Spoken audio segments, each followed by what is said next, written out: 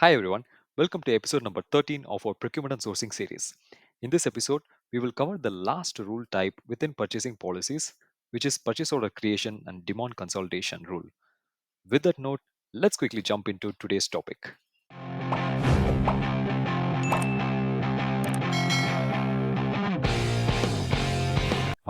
Let me quickly get into that slide. We have one more pending rule type, which is purchase order creation and demand consolidation rule, which is a very important rule as far as the purchasing policies are concerned. So this is what we're going to see in today's episode number 13. First of all, we need to understand what this rule type is all about. This helps you to define the policy rules to use when a purchase order is generated from an approved purchase requisition. So whenever the purchase requisition is approved, it need to be converted into a purchase order. So how do we convert it into a purchase order? What kind of criteria you define whenever a purchase requisition is approved? So this is something which is very important in terms of manual purchase order creations or automatic purchase order creations. What are all those scenarios where you want to split the purchase orders? So all these are possible by using this particular rule type, which is purchase order creation and demand consolidation. So we will see one by one. I'm sure there are multiple tabs within this particular rule type. Each and everything has a specific functionality towards it. So let me get back to D365 screen, which is that's how we will be able to know this rule. So first of all, let me get it to D365 screen. I will be opening the purchasing policy, but I will strongly recommend you to first check out the previous 3 episodes which we already published regarding the purchasing policies before getting to this particular episode number 13. So purchasing policies. So this is the rule which we are discussing: purchase order creation and demand consolidation. So first of all, let me retire the existing rule, retire policy rule. Click on yes. So this policy is retired. Let me create a new policy rule. And so first of all, we have multiple tabs over here. First, in the general tab, you need to define the effective date and the expiration date for this particular rule: purchase order creation and demand consolidation. And the next tab is called purchase order split.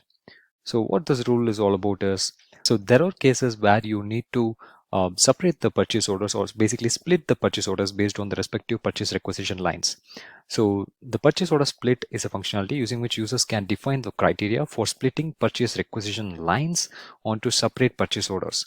What is the criteria? And let's go back to D365 screen. So here you have criteria like if you have different requesters in the purchase requisition lines. If you have seen our purchase requisition episode, then you must be aware of what is the difference between a requester and a preparer. And if you have different line types, if you have different categories, or if you want to consolidate by accounting date. So we have accounting dates in the purchase requisitions. Do you want to consolidate based on the accounting dates whenever you create a purchase orders from the purchase requisition lines? So that's the whole idea of using purchase order split. So first of all, let me enable the requesters to show you how this functionality works. And then I will also save this. And we'll also see the price and discount transfer.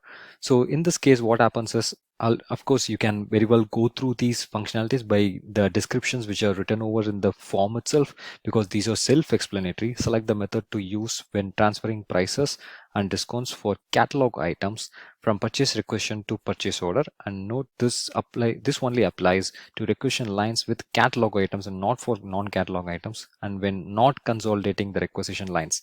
So this is where, when you have a trade agreement in place, and if you want to consider the price available in your trade agreement, then you need to make sure that whenever the purchase requisition lines are created, whether you want to carry the price and the discount, both price and the discount in the purchase requisition lines, or the price and discounts whichever is available in the trade agreement. So do you want to consider only if there is no trade agreement, then enable this, or always if you want to consider the trade agreement, or if you want to transfer the price, then click on always. Though then the system will always transfer the price available in the purchase requisition directly to the purchase orders. And also at the same time, you can override this. So if you want to override depending on the each and every purchase requisition line, then you need to enable allow manual override. So depending on each and every purchase requisition line, then the users create appropriate purchase orders applying the price and discount in the purchase requisitions instead of fetching it from the trade agreement. And the next option is item description transfer. I'm sure this is self-explanatory, where whatever the description which you have in the purchase requisition lines, whether you want to transfer it to the purchase orders, or if you want to use the item description in the product, in the release products itself, then accordingly you need to take a decision whether you want to transfer the description or not. And the fifth tab is the price tolerance. This is something which is very important. If you see the description which is written over here, enter the maximum limit that the net amount of a purchase requisition line item can increase to pause validation. Purchase requisition lines that exceed the price tolerance are processed using the error processing rule. So you can define a percentage up till which the price value can exceed the maximum limit, and either can be a percentage, or in terms of amount you can provide a value, but if you provide an amount you need to provide a currency also.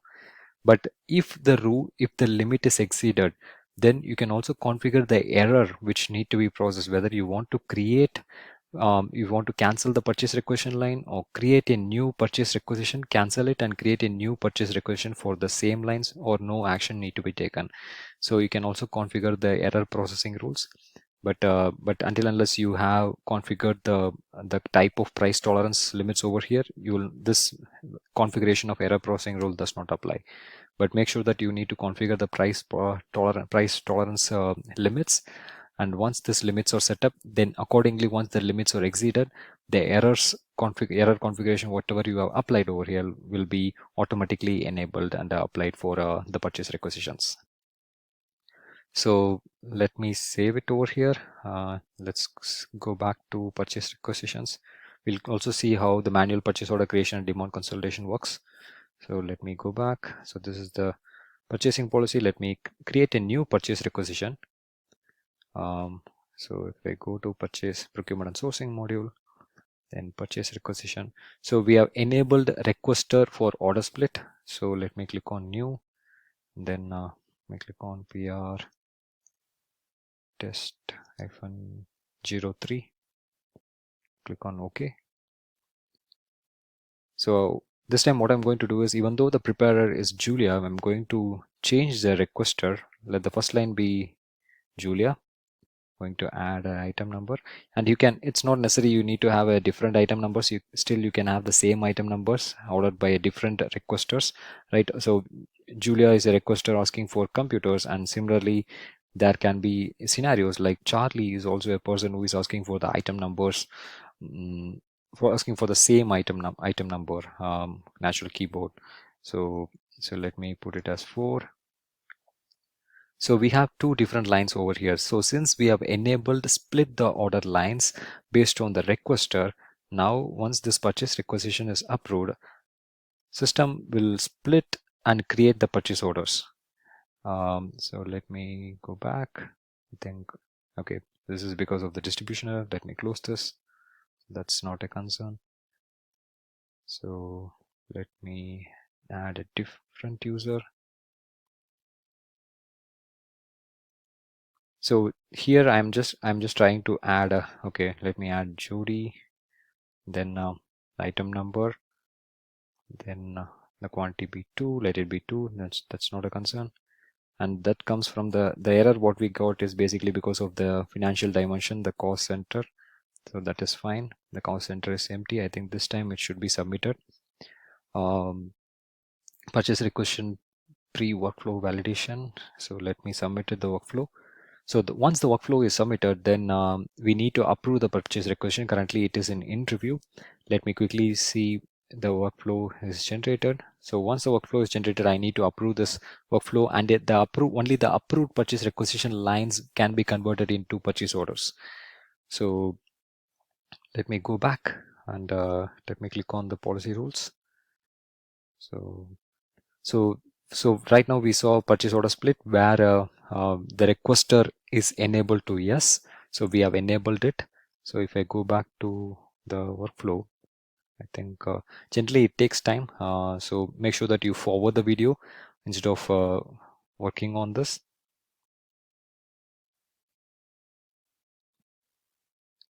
So the workflow is triggered now. Let me go and reassign this user. Admin. So I have logged in as admin user.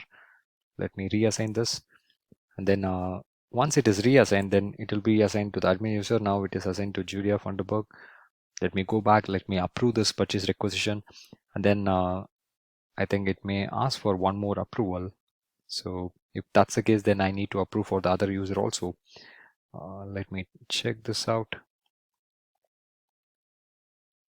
But I'll strongly recommend you to forward this portion of the video, because these are not related to the rule types which we are discussing. These are purely related to the purchase requisition workflow approvals, and because you do not waste unnecessary time in this video. Let me approve this.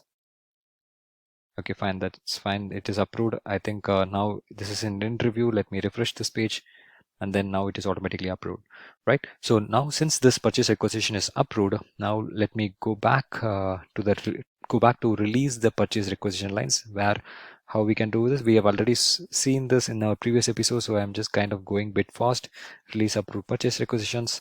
So now if I go here, you can see that there are two separate lines. This is a previous one which I actually created. Now I can see for 34, which is the purchase requisition which we created right now, there are two separate lines which got created for releasing the order. Otherwise, generally one particular purchase requisition line which should have got created. So now when I release this particular purchase order, it will be two purchase orders which gets created. So this actually because of we have configured the rule to split the purchase requisition lines based on the requesters, right? So when our system creates a purchase order, even if you configure the automatic creation of purchase orders, let's try this out now. Let me go back. Let me retire policy rule, then create a new policy rule. So in this time, what I'm going to do is I'm going to enable the requesters. I just want to split the orders. And then at the same time, if I go to manual purchase order creation, there is three options which are available basically. Whether you want to manually create the purchase orders, in that case, all the approved purchase requisitions will be available in this page, release approved purchase requisitions. And if you enable automatically create purchase orders, then it will not come to this page of release approved purchase requisitions, but in turn the purchase orders will be automatically released once the purchase requisitions are approved. And whether if you want to provide any condition based on the catalog or non-catalog items, whether you want to provide any conditions, then you can also do that. Like say you can, under specific condition, you can provide it based on category or based on the vendor. So that's also you can do it. But in this case, I'm just keeping the scenario simple, where I want to automatically create the purchase orders. I just don't want to manually go to release approved purchase requisitions and then release the purchase orders. But of course, it depends on the business scenario which your organization actually wants. So let me save this. Let me go back to purchase requisitions, all purchase requisitions. Let me quickly create a new purchase requisition. So PR test 04. So this is a new purchase requisition which I am creating. But this time, once the purchase requisition is approved, I want the two purchase orders to be created automatically. Let me select the item number, provide quantity as 3. Then let me provide a user. So let it be Jody. Select this item number, and then quantity here also let it be 3. Let me save it. Then let me quickly submit the for workflow. So this time we will try to approve the purchase requisition lines, and we will not be able to view this in the release approved purchase requisition line, because I have configured it to be automatically releasing it for the automatically release the purchase orders. So I'm sure this workflow is once again is going to take time. Make sure that you forward this video so that do not spend time on this.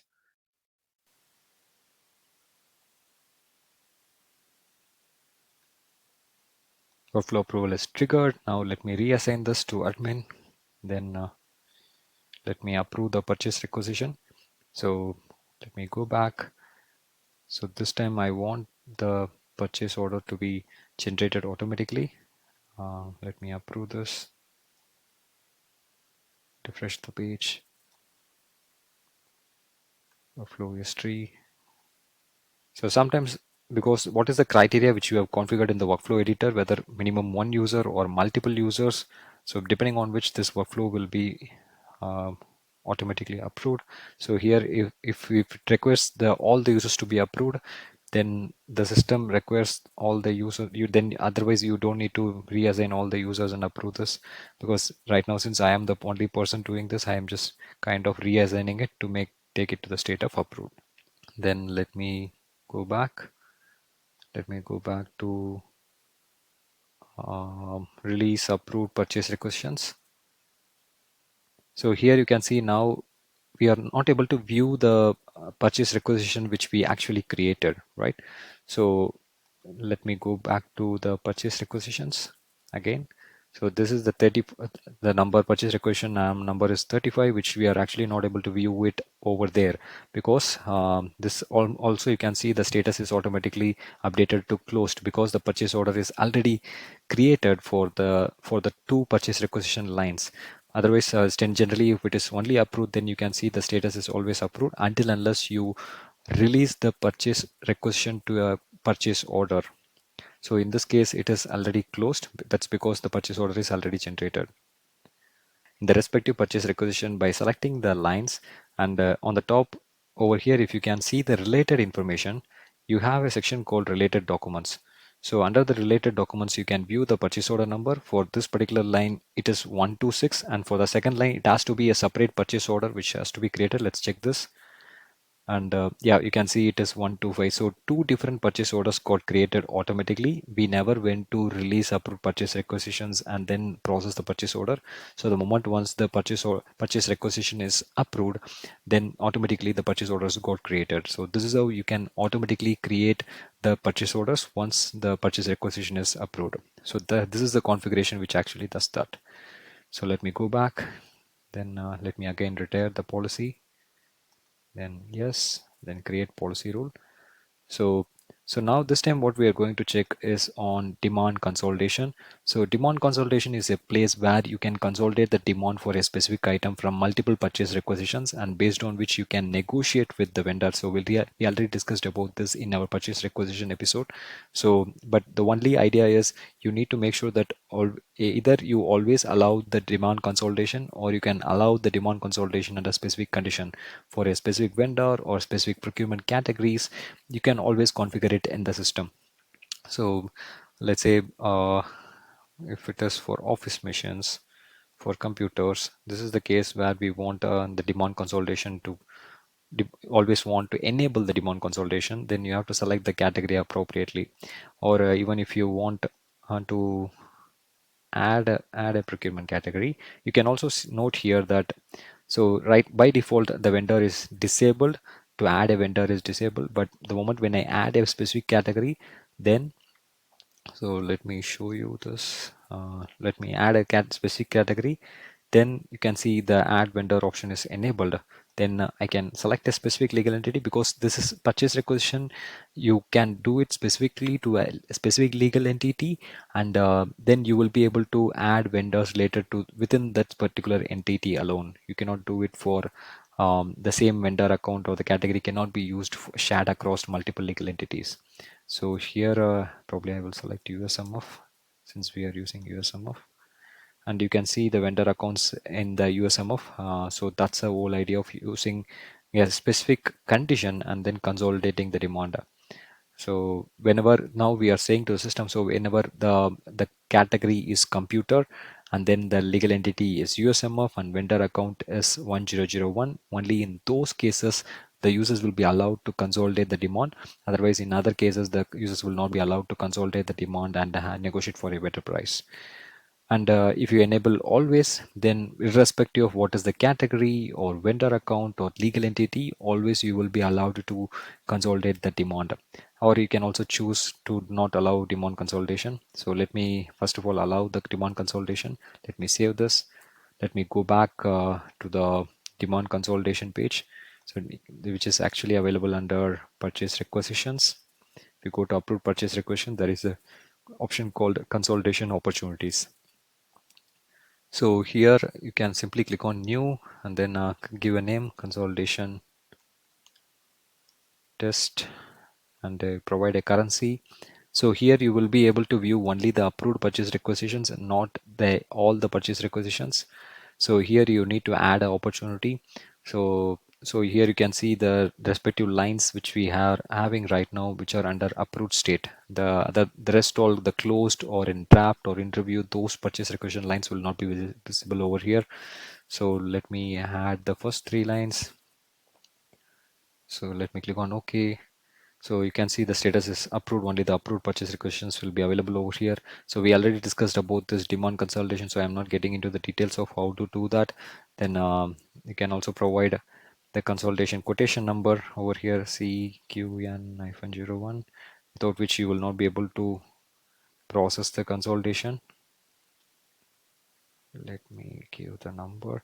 Or even if there are, let's say if there are 50 lines, then you can also use the bulk edit option, where you can provide the request date, and you can change the unit price, because this is the negotiated unit price which you want to apply. Let's say it is 12.5, and if you want to give any cash discount, that is also fine.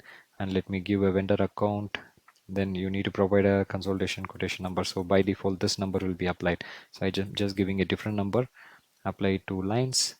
So okay, I have not selected all. Then bulk edit, make sure that you select all the lines, then give the unit price 12.5, and then vendor account, then CQN-0123, apply to lines. Great. So now the consultation quotation number is also applied, and I can also see the vendor account which got applied, and also the unit price which is what we gave as after negotiating. So now here I can either select a specific line. Let me save this first of all. Yep. So either I can select a specific line and then I can close the opportunity, but until unless you close the opportunity, you will not be able to create the purchase orders. Let me select all the lines. Let me close the opportunity. So once the opportunity is closed, I will be able to create the purchase orders. So I can create a purchase order for a specific line, or I can select all, then click on create purchase orders at the header level. So this will automatically create a purchase order based on the negotiated price which we had with the vendor, and you can see the purchase order number over here. And we also kind of process the purchase requisition, approved it automatically, and then also we have consolidated all the opportunities what we have against the purchase requisitions which were raised. So this is the whole idea of using demand consolidation and the various sections under purchase order creation and demand consolidation rule. So with that, let me go back to the presentation. So with that, we are kind of coming to the end of purchasing policies episodes. So the last 4 episodes, we have covered some of the very important topics related to purchasing policies. And in the next episode, we will be quickly getting into the purchase orders, the basic flow for a purchase orders, because without which we will not be able to get into the other important concepts like supplementary items, consignment inventory, charges and charge codes. So these are also planned as part of our procurement and sourcing series. So in the next episode, we will be covering about purchase order basic process flow. So thanks for watching this video. Don't forget to subscribe to the channel D365 Talks, or follow my profile in LinkedIn to get notified whenever I post videos related to Microsoft Dynamics 365 F&O. I'll catch you soon in the next episode of our procurement and sourcing series. Until then, Sriram Sivashankaran signing off.